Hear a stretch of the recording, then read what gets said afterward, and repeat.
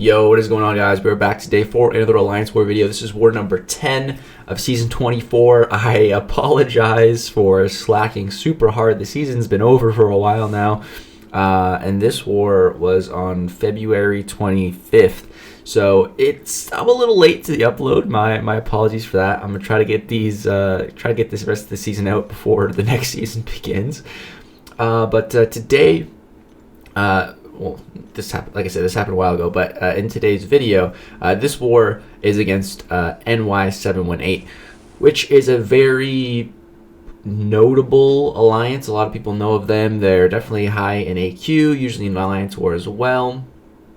They are a very powerful alliance, but, however, this war, we pretty much won this war when it started. Like, we knew this was pretty much a win, because right around when this war was going on, we had the X7.1 Legend run rewards go out, and with that also some mercs and cheaters being punished.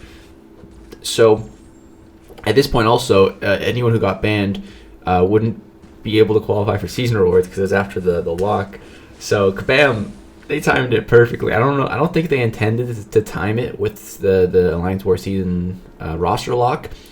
I think that was just when they finished like vetting the legend runs, but the timing worked out really well.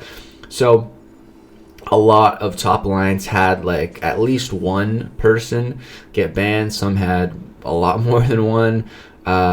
So 4Loki is known for being one of the cleanest alliances in the upper tiers. So we had all 30 members. No one got banned, nothing like that. So it really benefited us. As you guys have already seen, we placed third this season, and a big component of that was because of all the bans.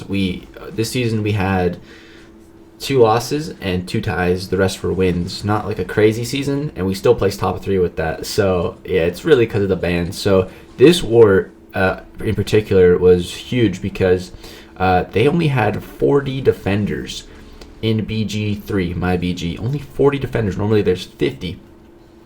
So that's just a huge advantage to us right off the bat, and it ended up giving us extra points for winning this war. So extra points is really big when you're competing for like the top 3 spots. It's crazy huge. So that was awesome. And yeah, so first 2 fights in section 1 went really well. My Apocalypse is now fully ramped up. We got Torch, of course, just railing all the mystics, no problem.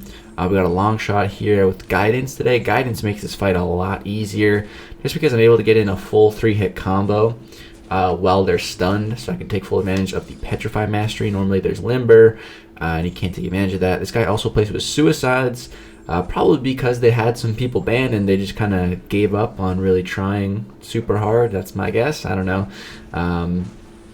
But yeah, long shot goes down super easily. It was really the next 3 fights that I was worried about. Those initial, was it 3 fights? Yeah, those initial 3 fights were pretty easy, but the next 3 is a little much more difficult fights. So we have a Daredevil Hell's Kitchen up next. I got my boy Enzo placing Guidance for me. Shout out to him.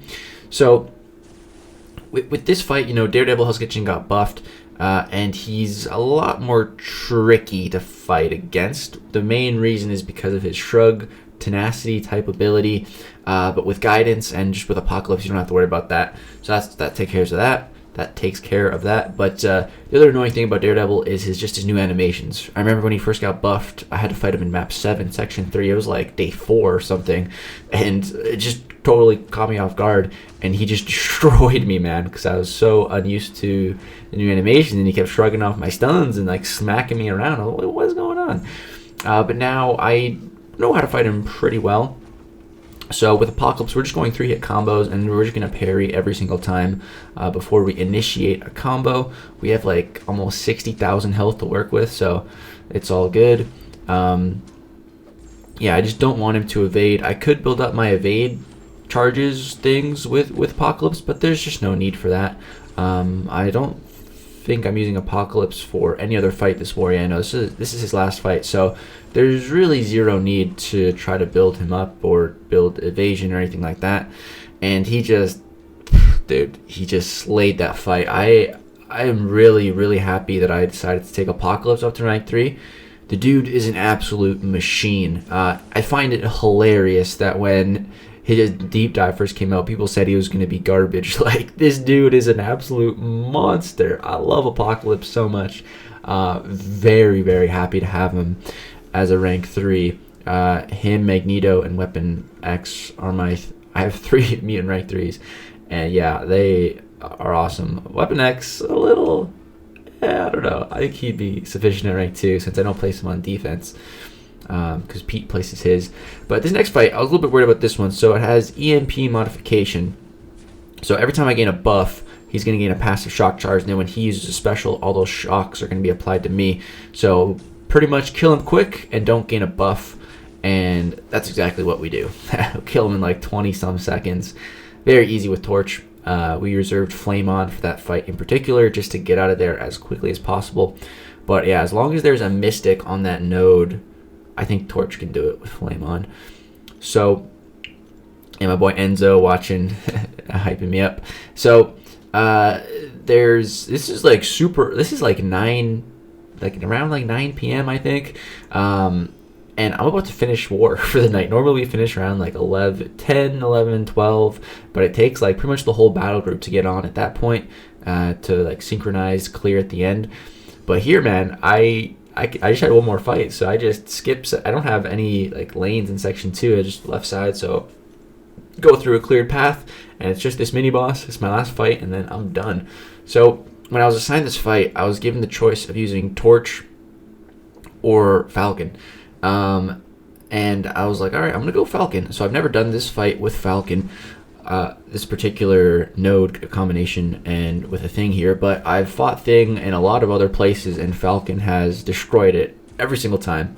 So I figured this would be no different. The only real difference here is I can't gain power, so I do need to keep that in mind. I just need to make sure I don't get pushed against my wall too much.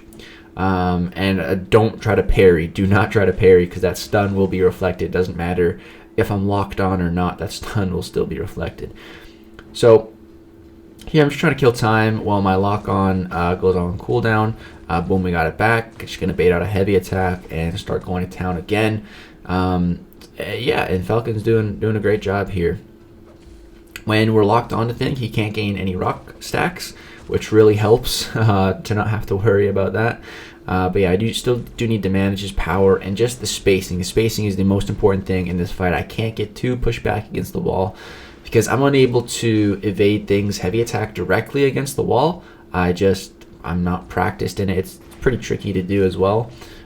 So yeah, I don't want to get pushed into a situation like that, because I'll end up taking some combos and then I might panic, I might get flustered, I might accidentally parry. You know, once something goes wrong, it's very easy for multiple things to stack upon that one mistake, and you can die in an instant. From one mistake, it just piles on. So yeah, it's best to just not make a single mistake. And then yeah, so one more little combo there and Thing goes down. So boom, that's it. My entire war path is done. I finished super early this night. I was like, nice, now I can just go chill for the rest of the night. Felt really good, didn't die. My whole team is looking really healthy as well. Only used one item. Just felt like a really great war. And like I said, they only had 40 defenders in BG3, so we got a lot of extra points for this war, which was really awesome. And it definitely helped to get us into that top 3 position and hold it. So yeah, we only had 7 deaths against them, and they ended up with 35. Like I said, I don't think they were really trying too hard once they got some members banned, which is understandable. Yeah, the banning just came at a really good time. So we got 2 more wars left for the season. The next war is against, I think it's against ASR, and then the final one's against SAS.